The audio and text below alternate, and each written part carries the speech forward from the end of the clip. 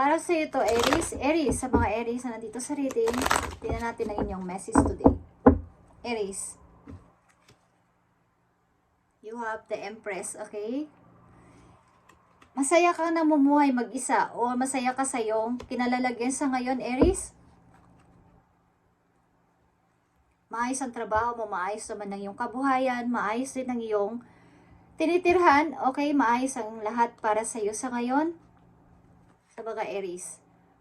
At ito ay naka-reverse, okay? Wala na yung sakit, wala na yung mga naranasan mong bawa, yung kabiguan, hindi ka na nasasaktan kapag nakapag-healing na siguro ilan sa inyo. Galing dito sa nakaraan, sa mga Aries. At nandito ang Knight of Wands. May tao gusto sa inyo magparamdam. Pwede. May taong gusto sa inyo magparamdam na galing sa nakaraan, guys. Ba't natatakot lumapit sa inyo? At nandito yung Chariot. Para sa iyo, Aries, ito ay pamimili sa two direction. Ba't ito ay papunta sa tagumpay? Maaring dalawang tao o dalawang lugar. May gusto ka puntahan o may gusto ka piliin. But ano kaya dito? O sino kaya dito? Dapat ko piliin? Ano kaya ang dapat kong gawin? Tingnan natin tong The Empress. Para sa mga Aries, message for you today. The Empress is here para sa mga Aries. Okay. Seven of Pentacles. Like I said, kayo ay okay sa pananalapi. Ilan sa inyo ay may ipon o may naiipon sa inyong sariling bahay o sa inyong bangko. Meron kayong naiipon. Kahit pa paano, dahil sa inyong pagiging masikap talaga sa buhay. Okay? The Empress. At masaya ka sa iyong kinalalagyan sa ngayon. Like I said, masaya ka sa iyong mga bagong nakilala, bagong tao na mga nakilala sa paligid at sa iyong buhay. Kumbaga, galing ka dati sa mahirap na sitwasyon at ito yun. Naging maayos ang buhay mo, bagong ikaw, bagong Aries. Dito, the Empress is here, Three of Pentacles is here. Maaaring nag-start ka, nag-restart ka mula sa umpisa. At ang bilis mong umangat, ang bilis dumami ng iyong ipon, mabilis kang naging maayos sa buhay bilang isang ikaw na maaaring ikaw ay single mom o single dad. Maayos ang iyong pananalapi o maayos ang iyong trabaho sa kasalukuyan o okay ang iyong kabuhayan.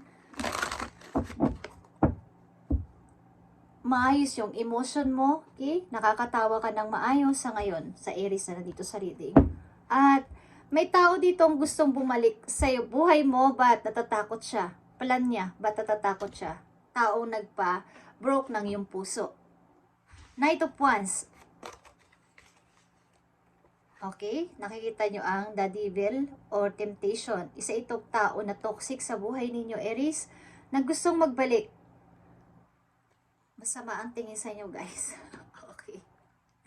Ang tao na to ay hindi mapagkakatiwalaan. Kumbaga talagang mananakit ito at nagdudulot sa inyo ng pait o ng sakit. Okay? Brinok kayo o nasaktan ang puso nyo sa person na to. Bakit gusto magbalik ng taon to sa buhay ng mga Aries? Four of Wands. Okay? Gusto niya ulit i-rebuild. Parang gusto niya ulit i-build ang isang nasira, na broke na relasyon. Okay? Maring kasal, guys. At ano pa? Yeah, Two of Cups. Sapagkat maaaring may nararamdaman pa ang tao na to sa'yo, kaya gusto niyang magbalik at malalim ang inyong pinagsamahan ng person na to, Aries. At itong The Chariot para sa'yo, ano tong pinagpipilian mo o pagpipilian mo? Kung nandyan na ang sitwasyon na to. Ano tong The Chariot? Maring ito ay two person o two direction na gusto mong piliin sapagkat ito ay mahalaga, maganda at maayos ang magiging buhay mo dito, tao man to o sitwasyon. Okay. Queen of Pentacles. Okay, guys? Magiging maayos ang buhay mo dito sa pipiliin mo na to. Magiging okay pa lalo ang pagdating ng money. Maaring maging successful na businesswoman ka o businessman dito sa pipiliin mong place na to o tao na to. Aries. Six of Pentacles. Okay? Maaaring ito ay, kumbaga, sa dinami-dami ng iyong nakaraan sa buhay na masasakit is, ito yung reward para sa iyo ni God na kailangan mong maranasan naman na mabigyan ka ng ikaw din ay umangat sa buhay. Okay? Eight of Swords. Yan, like this. At mga hirap na naranasan mo sa buhay is, maaaring ito yung nararapat para sa iyo na magkaroon ng magandang buhay sa malayo o sa isang person. Maaaring may pagpipilian ka at ang hirap mag-decide. Ay ilan sa inyo ay may dalawang anak guys o may anak na kasama sa buhay at ang hirap nitong gawin para sa isang magulang, okay, na mag-decide dito. Aries, maaaring may gustong tao magbalik sa buhay mo at natatakot siya. Plan niya na magpunta sa'yo o magbalik sa'yo, but natatakot siya. Tingnan natin dito ang inyong career or sa inyong sitwasyon. Surrendering to the journey, release control. Okay, release control, maaaring ikaw talaga ay kailangan mong mamili dito sa lugar na iyong maaaring ito ay mag-a-appear sa inyong buhay. Simula sa araw na to, ang pamimili sa two direction, two place na ito na kailangan mong, kumbaga, bigyan ng attention sapagkat ito ay pagmumulan ng iyong paglago, lalo sa kapirahan, Aries. Ano bang nangyari dito sa inyong relasyon ng person na to, Aries? Bakit nagkaroon ng ganitong paghihiwalay sapagkat kayo naman ay maayos ang pagmamahalan dati?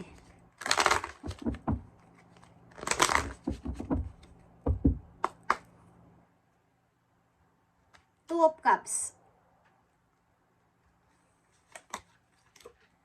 Okay. Kayo ay distance ng person na to. The separation you are experiencing is necessary to help the relationship grow. Maaaring binigyan mo muna ng boundaries ang tao na to sa buhay mo sapagkat ito ay nagdudulot nga sa iyo ng sakit o ito ay temptation guys. But ito ay pagmamahalan na malalim. At ito ay maaaring kasal o kayo ay nagbabalak magpakasal. But may konti ditong gusot sa inyong relasyon at maaaring mayroon muna ditong boundaries o distansya sa isa't isa. Okay? Maling kayo ay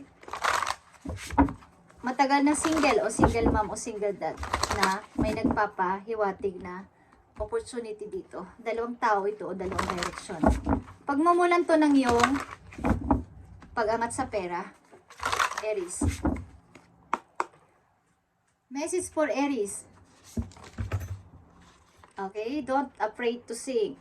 Wag kang matakot, release control sa gusto mong gawin sa buhay o mga kasalamuhain na tao, kausapin na tao, kung sino lang ang gusto mong kausapin, gusto lang makaklose sa buhay, is yun lang. Is huwag kang matakot ito na ipakita o ihayag sa iba.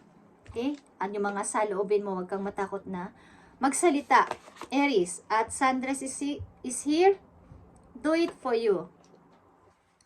Sabihin, gawin mo ang lahat para ikaw ay makabangon ulit at para sa iyo ang journey na to. Gawin mo ang lahat para ikaw ay makapag-restart again sa mga Aries na nandito sa reading. Message for Aries.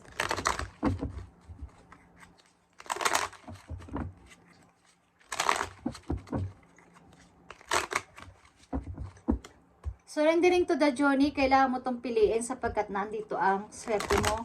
Okay, sa direction na to. Pagangat mo ito sa kapirahan. Maring ang bilis mong nakapag-move on at mabilis kang naging maayos sa buhay. Tinatawanan mo na lang yung mga nangyari. Para sa mga Aries, ito ang advice for you. Aking pusa ay nagpapakita sa inyo. Dito ang spider. Manifest itong dream na to. Manifest mo tong gusto mo mangyari na to. You wave your web in life. ikaw ang gumagawa nito, ikaw ang may gusto nito na mangyari ito sa buhay mo. So ito ay mangyayari para sa iyo. Ito ay iyong i-manifest. Okay, Aries? At ang aking pusa ay nagpapakita sa inyong reading. Okay. What you see before you is the result of your thoughts. Kung ano yung iyong minanifest, kung ano ang iyong gustong mangyari, yun ang magaganap sapagkat ito yung gusto mo. So, do it for you, Aries. If your current reality does not suit you, then it's time to make changes through conscious manifestation. Your energy can bring in all your desire. Okay. Kung sa pakiramdam mo ang nangyayari sa buhay mo ay hindi mo na gusto o hindi na nababagay sa iyo, is gawin mo ang dinidesire na yung sarili, at nandito ang do it for you. Gawin mo to at mangyayari ang nasa isip mo. I-manifest mo tong gusto mo na to at mangyayari ito. Okay? But may tao sa iyo dito parang obsessed. Okay? Kahit na kayo ay away bates, nandyan siya. Ito ay distance relationship o long distance relationship. But ito ay deep connection ng dalawang tao, nagmamahalan. But may konting parang temptation dito. May away bate, but may pagmamahalan to. Okay? Deep connection ito ng dalawang taong nagmamahalan. Okay, sorry guys. At hindi ko yan pwedeng kontrolin. Okay?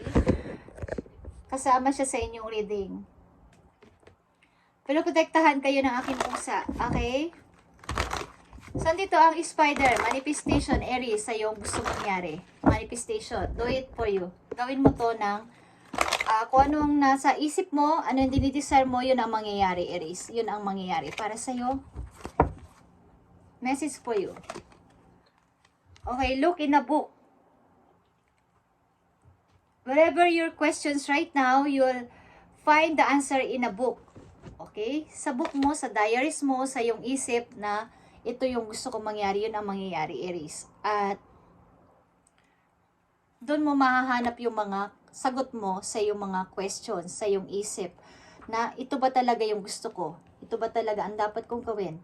Sapagkat may mag-a-appear dito ang opportunity for you. So, ito yung bagong journey. At maghanda ka ng passport. Okay? Pack your passport now. Okay? Magpaayos kayo ng passport. It's time to prepare for a journey. Aries, ito ay isang parang impronto. Parang, alam niyo yung impronto? Madalian. Mag-prepare ka na ng passport, Aries. Yun. May magsasabi sa inyo doon ng ganito. Kaya, release control, surrendering to the journey. At, maaaring kayo ay magta-travel, pupunta ng ibang lugar. Nagagamitan ng passport. Okay? Make sure you're ready when the time comes. May magka-come together dito. Something magkikita ng dalawang tao at magpapakasal. Something na ito ay hindi na mapipigilan, at ito man ay masasabing temptation, but talagang ito ay deep connection ng dalawang tao sa malayo. Okay, Aries? Ito ay hindi kapani-paniwalang pag-ibig, but ito ay parang, kumbaga, pinagtagpo talaga ng tadhana at hindi na ito mapipigilan. Thank you, Aries, and God bless sa inyo lahat. Sana ay makapag-decision ka dito sapagkat ito ay pagmumula ng iyong paglago sa money. Queen of Pentacles is here. Ito ay sa ibang lugar. Okay, 2 direction to and 2 person. Release control, guys. Thank you and God bless, Aries.